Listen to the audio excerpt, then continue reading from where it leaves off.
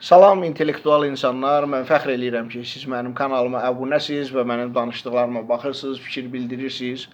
Bu həyat elə qurulub ki, insanlar bir-birindən istifadə eləyir, bu mümkünsüzdür. Mütləq səndən də istifadə eləyirlər, məndən də istifadə eləyirlər, bu qaçılmazdır.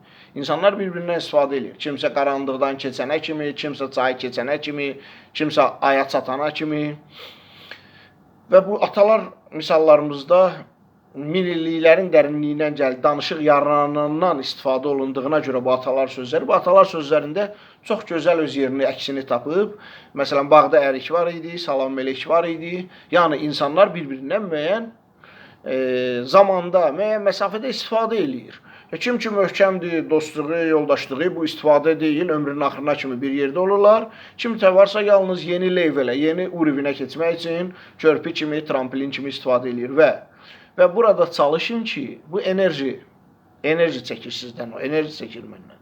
Yollarınız ayrılandan sonra özünüzdə boşluq yaranmasın, tükənməyəsiniz, enerjinizin hamısını verməyin.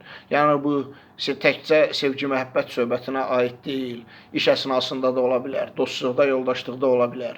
Bu ünsiyyətdə, bu istifadədə enerji itirirsiniz siz, enerji verirsiniz. Sonradan çox pis hala düşə bilərsiniz, sizdə daxili boşluq yarana bilər.